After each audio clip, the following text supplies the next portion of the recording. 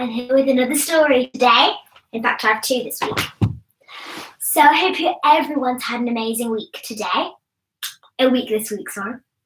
And everyone's had a great day. I'd love to see what you've been up to. I have been on a bike ride today. I've also been practicing my piano and practicing my singing. And then yesterday, me and my daddy made brownies. And they're very nice. They smell like mini eggs, the chocolate, and they're my favourite. So I hope everyone is ready for a lovely bedtime story today. And before we start, I have a few shout outs of some people I know who are watching. So we have the Cooper clan, we have Shepherd and Otis, we have Emily and Ben, we have Minna, we have Julius, we have the Keys family watching, we also have Alice and Charlotte, Simma, Violet and Rafferty, we also have Olivia, Lexi and Zoe, we have Lily watching, we have Martina and Alexia watching, we have Joel watching, we have my friend Lily Rose watching, and we have Chloe and James watching. Look how many people that is! How good is that? Well, thanks to everyone who's watching. And the time right now is 7:01. So we'll be starting very shortly. You know what, let's start now. So, our first story this evening is Guess How Much I Love You, the sweet story. So Guess How Much I Love You by Sam McBratney and Anita Duran. Little Nut Brown Hare, who was going to bed, held on tight to Big Nut Brown Hare's very long ears. He wanted to be sure that Big Nut Brown Hare was listening. Guess how much I love you, he said. Oh, I don't think I could guess that, said Big Nut Brown Hare. Big Nut Brown Hare had even longer arms. But I love you this much, he said. That's a lot, thought Little Nut Brown Hare. This much, said Little Nut Brown Hare, stretching out his arms as wide as they could go. I love you as high as I can reach, said Little Nut Brown Hare. I love you as high as I can reach, said Big Nut Brown Hare. That's quite high, thought Little Nut Brown Hare. I wish I had arms like that. Then Little Nut Brown Hare had a good idea. He tumbled upside down and reached up the tree trunk with his feet. I love you all the way up to my toes, he said. And I love you all the way up to your toes, said Big Nut Brown Hare, swinging him over his head. But I love you as high as I can hop, laughed Little Nut Brown Hare, bouncing up and down. But I love you as high as I can hop, said Big Nut Brown Hare, and he hopped so high that his ears touched the branches above. That's good hopping, thought Little Nut Brown Hare. I wish I could hop like that. I love you all the way down the lane as far as the river, said Little Nut Brown Hare. I love you across the river and over the hills, said Big Nut Brown Hare. That's very far, thought Little Nut Brown Hare. He was almost too sleepy to think of any more. Then he looked beyond the thorn bushes and out into the big dark night. Nothing could be further than the sky. I love you right up to the moon, he said and closed his eyes. Oh, that's far, said Big Nut Brown Hare. That is very, very far. Big Nut Brown Hare settled Little Nut Brown Hare into his bed of leaves. He leaned over and kissed him good night. Then he lay down close by and whispered with a smile, I love you, right up to the moon and back. Oh, that's such a sweet story. I really hope you enjoyed that. I really enjoyed that. So, now we're on to our next book. Rhinos Don't Eat Pancakes by Anna Kemp and Sarah Ogilvie. I can't pronounce this. Ogilvie. This book has been given to me to borrow to read to everyone by my friends Aggie and Elsa. So thank you if you're watching. Okay, rhinos don't eat pancakes. Do you ever get the feeling that your mum and dad aren't listening to a word you say? You do? Then you are just like Daisy. Her mummy and daddy never listen. Daisy could tell them that their hair was on fire or that the dog had eaten the postman.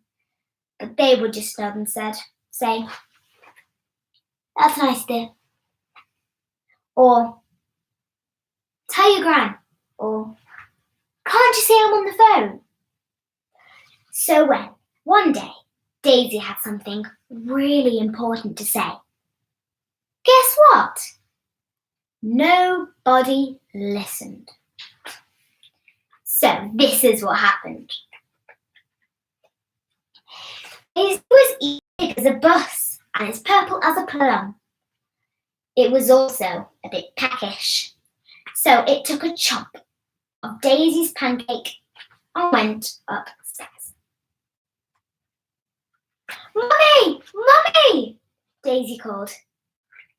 There's a big... Tell your dad, said Mum. He'll catch it in a mug and throw it out the window. Daddy! Daddy! Said Daisy. There's a huge... Shh, said Dad. The spider can wait. It's not a spider, Daisy shouted. It's a big, purple rhinoceros. But, as usual, nobody listened. Meanwhile, the rhino made himself right at home. Daisy saw him in the hall and glimpsed him in the garden. She spied him in the bathroom and surprised him on the loo. But every time she tried to tell her parents, they'd say, Shh, Daisy, can't you see we're busy? Daisy's parents were busy all week. So Daisy began to talk to the rhino instead. Soon, they became good friends. They played hoopla and made pizza together. Yum. And the rhino tickled Daisy until she thought she'd burst. But Daisy's parents didn't notice. Until the pancakes ran out. Who ate all the pancakes? Yelled Daddy, looking straight at Daisy. It was the rhino, said Daisy. Rhinos don't eat pancakes, said Daddy. This one does, cried Daisy. I saw him in the kitchen. A rhino, said Mummy. In the kitchen, said Daddy. Yes, exactly. Mum and Dad roared with laughter. Whatever next, they hooted. A shark in the toilet! A polar bear in the fridge. There he is! Look! Daisy yelled. But Mum and Dad were so busy laughing, they didn't even notice.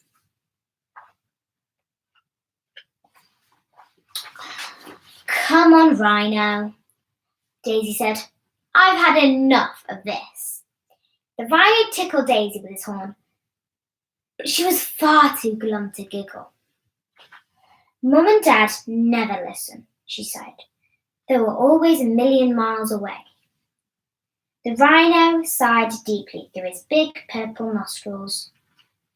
I'm sorry, Rhino, said Daisy.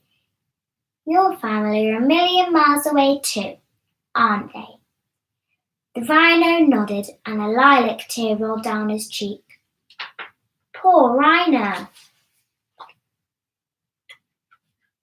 That night, Daisy sat up thinking of ways to get the rhino back home to his family. He was too heavy for a hot air balloon and too big for Daisy's rubber dinghy. She thought about lending him her bike, but the helmet would never fit. The next morning, Daisy's mum and dad had a surprise. We're taking you to the zoo, said Mummy, so you can see a real rhino. What do you think of that? Grinned Daddy. Daisy thought it was a stupid idea when there was already a perfectly good rhino sitting on the sofa. But she didn't say so. What was the point? Nobody would listen. Oopsies. At the zoo, Daisy saw yellow giraffes, orange and black tigers, bright red parrots, and grass-green snakes.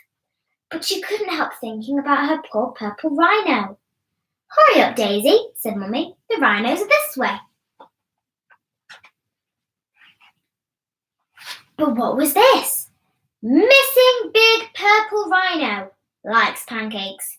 If found, please call the zoo. Cripes! Gasped Mum. Well, that explains the pancakes, gasped Dad. Mum, Dad, and Daisy rushed back home. And guess what they saw when they got there?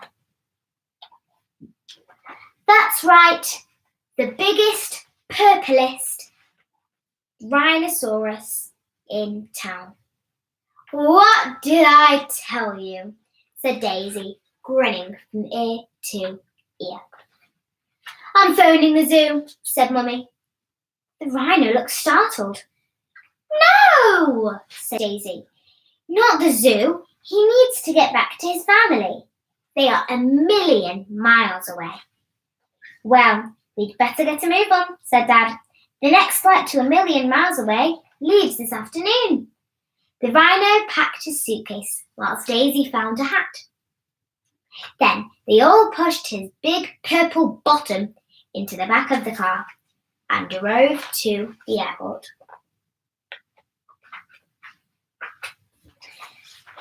I'll miss you, said Daisy. As the rhino boarded the plane, the rhino gave her a big purple hug. He would miss her too. Back at home, Daisy began to feel lonely again. Who would listen to her now? But little did she realise that everything would change. Yes, tell us about the rhinoceros, Daisy, said Mummy. Yes, Dad, tell us about that big, purple, pancake-loving rhino.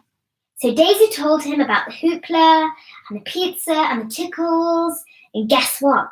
They listened and they listened until she had completely run out of words. It was brilliant. Is there anything else you'd like to tell us? Asked Mum as she took Daisy into bed that night. Daisy looked out on the landing. No, that's all for now, said Daisy, smiling. Night, night. The pink polar bear would have to wait until tomorrow. What's a happy ending? Well, I think that we have some more shout-outs. So, let's read everyone's names again before we say goodbye. So we have the Cooper Clan, Shepherd and Otis, Emily and Ben. We have Minna. We have Ben and Emily. We have Julius. We have the Keys family watching us. We have Alice and Charlotte. We have my friend Simma. We have Violet and Rafferty. We have Granny and Grandad watching. We have Olivia, Lexi and Zoe. We have Lily. We have Martina and Alexia. We also have Joa. We have Lily Rose, Chloe and James, Aggie and Elsa, Phoebe and Max. Thank you to everyone who was watching. And just before I leave, I have some exciting news. If anyone would like to do a one-on-one FaceTime session with me only, and we can read a few books together, then please just ask your mummy or your daddy to WhatsApp or text my daddy, and we can FaceTime together and it'll be super duper fun. Anyway, thank you for everyone who's watching, and I hope you all have an amazing good night's sleep. Good night, everybody. Bye.